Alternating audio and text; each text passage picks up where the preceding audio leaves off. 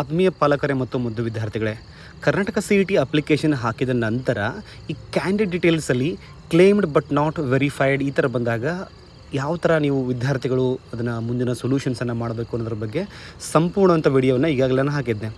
So ಯಾರೆಲ್ಲ ಪಾಲಕರು ಆ ವಿಡಿಯೋನ ನೋಡಿಲ್ಲ ದಯವಿಟ್ಟು ನೋಡಿ, ಅದರ ನಂತರ ಈ ಎಕ್ಸಾಂಪಲ್ ನಿಮ್ಗೆ ಅರ್ಥ ಆಗುತ್ತೆ. ಸೊ ನೋಡಿ ಮಕ್ಕಳೇ ಮತ್ತು ಮುದ್ದು ವಿದ್ಯಾರ್ಥಿಗಳೇ, ನೋಡಿಲಿ ಇದು ಕ್ಯಾಂಡಿಡೇಟ್ ಕ್ಲೇಮ್ ಡೀಟೇಲ್ಸು ಬಿಫೋರ್ ಅಂದರೆ ನೀವು CET ಅಪ್ಲಿಕೇಶನ್ ಹಾಕಿದ ನಂತರ ಒಂದು ವಿದ್ಯಾರ್ಥಿಯ ಒಂದು ಸಮ್ಮರಿಯನ್ನು ನಾನು ಇಲ್ಲಿ ತೊಗೊಂಡಿದ್ದೀನಿ. ಇಲ್ಲಿ ನೋಡ್ಬೋದು ನೀವು, ಈ ಸ್ಟೂಡೆಂಟ್ದು study years in Karnataka. So claimed 12 ವರ್ಷ ಕಲ್ತಿದ್ದಾರೆ ಅಂತ ಕ್ಲೇಮ್ ಮಾಡಿದ್ದಾರೆ. ಕ್ಲೇಮ್ಡ್ ಮೀನಿಂಗ್ ಏನು, ನೀವು ಅಪ್ಲಿಕೇಶನ್ದಲ್ಲಿ ಅಪ್ಲೈ ಮಾಡಿದ್ದಾರೆ ಅಂತ ಮೀನಿಂಗ್. ಬಟ್ ಇಲ್ಲಿ ರಿಮಾರ್ಕಲ್ಲಿ ಏನು ಬಂದಿದೆ, ಕ್ಲೇಮ್ಡ್ ಬಟ್ ನಾಟ್ ವೆರಿಫೈಡ್ ಅಂತಿದೆ ನೋಡಿ. Claimed but not verified.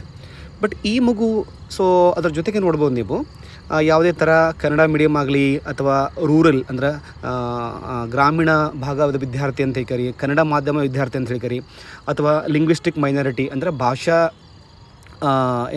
ಅಲ್ಪಸಂಖ್ಯಾತರು ಅಂತ ಹೇಳ್ಕರಿ, ಅಥವಾ ರಿಲಿಜಿಯಸ್ ಸೊ ಧಾರ್ಮಿಕ ಅಲ್ಪಸಂಖ್ಯಾತರು, ಇದನ್ನ ಯಾವುದೂ ಕೂಡ ಕ್ಲೇಮ್ ಮಾಡಿಲ್ಲ. ಅಂದರೆ ಅಪ್ಲಿಕೇಶನ್ದಲ್ಲಿ ಅಪ್ಲೈ ಮಾಡಿಲ್ಲ ಅಂತ ಮೀನಿಂಗ್. ಅವನಿಗೆ ಕನ್ನಡ ಮೀಡಿಯಮ್ ಬರೋಂಗಿಲ್ಲ, ಸೊ ರೂರಲ್ ಬರೋಂಗಿಲ್ಲ, ಹೀಗಾಗಿ ಅಪ್ಲೈ ಮಾಡಿಲ್ಲ. ಸೊ ನಾಟ್ ಕ್ಲೇಮ್ಡ್ ಅಂತ ಇದೆ, ಇದ್ರದ್ದೇನು ಸಮಸ್ಯೆ ಬರೋಂಗಿಲ್ಲ. ಸೊ ಇಲ್ಲಿ ನೋಡಿ ಕ್ಲೇಮ್ಡ್ ಆ್ಯಂಡ್ ನಾಟ್ ವೆರಿಫೈಡ್ ಅಂತ ಇದೆ. ಇವಾಗ ಬಿಫೋರ್ ಅಂದರೆ ಅಪ್ಲಿಕೇಶನ್ ಹಾಕಿದ ನಂತರ ನಿಮ್ಮ ಕೊನೆಯ ಪೇಜಲ್ಲಿ ಈ ಥರ ಪ್ರಿಂಟಾಗಿ ಬಂದಿರುತ್ತೆ. ಇಲ್ಲಿ ನೋಡ್ಬೋದು ನೀವು ನೋಟಲ್ಲಿ ಕೂಡ not verified details to be verified at the 12th or PU college level.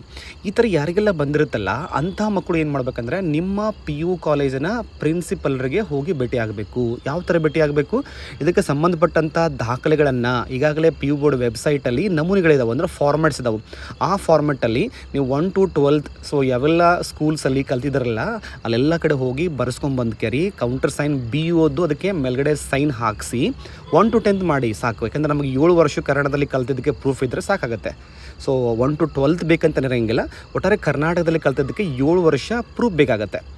So ಅದನ್ನೆಲ್ಲ ಆ ಫಾರ್ಮ್ಯಾಟ್ಸಲ್ಲಿ ತುಂಬ್ಕೊಂಡು ಹೋಗಿ ನೀವು PU ಕಾಲೇಜ್ನ ಪ್ರಿನ್ಸಿಪಲ್ರನ್ನ, ನಿಮ್ಮ ಪ್ರಿನ್ಸಿಪಲ್ ಆಗಿರಲಿ ಅಥವಾ ಸೊ ನಿಮ್ಮ ಕಾಲೇಜ್ ದೂರ ಇತ್ತು, ಇವಾಗ ಏನಾದರೂ ಸ್ಟಡಿ ಬ್ರೇಕ್ ಇದ್ದರೆ ನಿಯರೆಸ್ಟ್ ಗೌರ್ಮೆಂಟ್ ಕಾಲೇಜ್, ಸರ್ಕಾರಿ ಕಾಲೇಜ್, ಯಾವುದಾದ್ರೂ ಸರ್ಕಾರಿ ಕಾಲೇಜ್ ಆಗಲಿ ಅಲ್ಲಿ ಪ್ರಿನ್ಸಿಪಲ್ರನ್ನ ಭೇಟಿ ಆಗ್ಬೋದು. ನೀವು ಲಾಂಗ್ ಟರ್ಮ್ ವಿದ್ಯಾರ್ಥಿಗಳಾಗಿದ್ದರೆ 1 ವರ್ಷ ಸೊ ಬೆಂಗಳೂರು ಮಂಗಳೂರು ಎಲ್ಲೇ ಒಂದು ಕಡೆ ಕೋಚಿಂಗ್ ಹೋಗಿದ್ದರೆ ಸೊ ನೀವು ವಾಪಸ್ ನಿಮ್ಮ ಕಾಲೇಜ್ಗೆ ಹೋಗ್ಬೇಕಂತ ರೂಲ್ ಇರೋಂಗಿಲ್ಲ. ನಿಯರೆಸ್ಟ್ ಗೌರ್ಮೆಂಟ್ ಕಾಲೇಜ್ಗೆ ನಿಮ್ಮ ಪೇರೆಂಟ್ಸ್ಗೆ ಹೇಳಿ ಸೊ ಅವ್ರು ಹೋಗಿ ವಿಸಿಟ್ ಮಾಡಿ ಇದನ್ನು ವೆರಿಫೈ ಮಾಡ್ಕೊಂಬಂದರೆ ಆಗುತ್ತೆ. ಸೊ ಇಲ್ಲಿ ನೋಡ್ಬೋದು. ಸೊ SAT ವೆರಿಫೈಡ್ ಕ್ಯಾಂಡಿಡೇಟ್ಸ್, ಅದರ ನಂತರ ನೋಡಿ 2ನೇ ಲೈನಲ್ಲಿ SAT verified candidates who are not having Kannada medium, rural, linguistic, religious claims no visit college for verification. ಅಂದರೆ ಮೀನಿಂಗ್ ಏನಪ್ಪ ಅಂದರೆ, ನೀವು SATಲ್ಲಿ ಅಂದರೆ ನಿಮ್ಮ ಸ್ಟೂಡೆಂಟ್ ರೋಲ್ ನಂಬರ್ ಹಾಕಿದಾಗ ಏನೋ ಇದು ಸ್ಕೂಲ್ SAT ನಂಬರ್ ಇರುತ್ತಲ್ಲ ಅದು ಹಾಕಿದಾಗ ಆಟೋಮೆಟಿಕ್ಕಾಗಿ ಸಿಸ್ಟಮಲ್ಲಿ ವೆರಿಫೈ ಆಗಿರುತ್ತೆ. ನೀವು ಈ ಸ್ಕೂಲಲ್ಲಿ 1 to 7th 1 to 10th ಕಲ್ತಿರ್ತಾರೆ ಅಂತ ಕೇರಿ. ಬಟ್ ಪುನಃ ನೀವು ಏನಪ್ಪ ಅಂದರೆ ಈ PU ಕಾಲೇಜಿಗೆ ಹೋಗಿ ವೆರಿಫೈ ಮಾಡ್ತಕ್ಕಂಥ ಅವಶ್ಯಕತೆ ಬರೋಂಗಿಲ್ಲ ಅಂತ ಕೇರಿ. ಇದು ಒಂದು ವಿದ್ಯಾರ್ಥಿ ಹಿಡಿದು ನಾನು ತೋರಿಸಿದ ನಿಮಗೆ. ಇದು ಬಿಫೋರ್ ಅಂದರೆ ಸೊ ಅಪ್ಲಿಕೇಶನ್ ಹಾಕಿದ ನಂತರ ಏನು ಬಂದಿತ್ತು, ಇವಾಗ ಕ್ಲೇಮ್ಡ್ ಬಟ್ ನಾಟ್ ವೆರಿಫೈಡ್.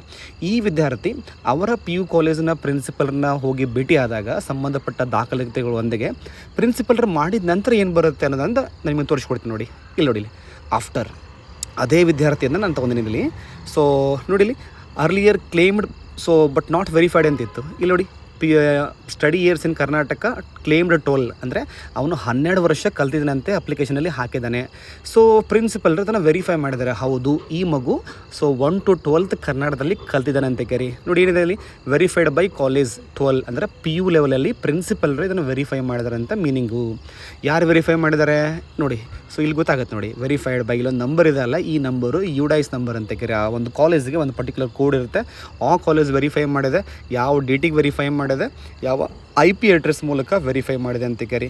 ಈ ಥರ ಸೊ ನೀವು ಅದನ್ನು ವೆರಿಫಿಕೇಷನ್ ಮಾಡ್ಕೊಂಡು ಇದರ ಒಂದು ಪ್ರಿಂಟೌಟ್ಸನ್ನು ತಾವು ತಗೊಂಡು ಇಟ್ಕೊಂಡ್ರೆ ಮುಗಿದು ಹೋಗುತ್ತೆ. ಈ ಮಾಹಿತಿ ತಮ್ಮೆಲ್ಲರಿಗೂ ಅರ್ಥ ಆಗಿದೆ ಅಂತ ಅನ್ಕೊಳ್ತೀನಿ. ದಯವಿಟ್ಟು ಏನಪ್ಪ ಈ ವಿಡಿಯೋವನ್ನು ನಿಮ್ಮ ಸ್ನೇಹಿತರಿಗೂ ಎಲ್ಲ ಪಾಲಕರು ಕೂಡ ತಿಳಿಸ್ರಿ ಅಂತ ಕೇಳಿ ನಾನು ನಿಮಗೆ ಕೇಳಿಕೊಳ್ತೇನೆ. ಧನ್ಯವಾದಗಳು.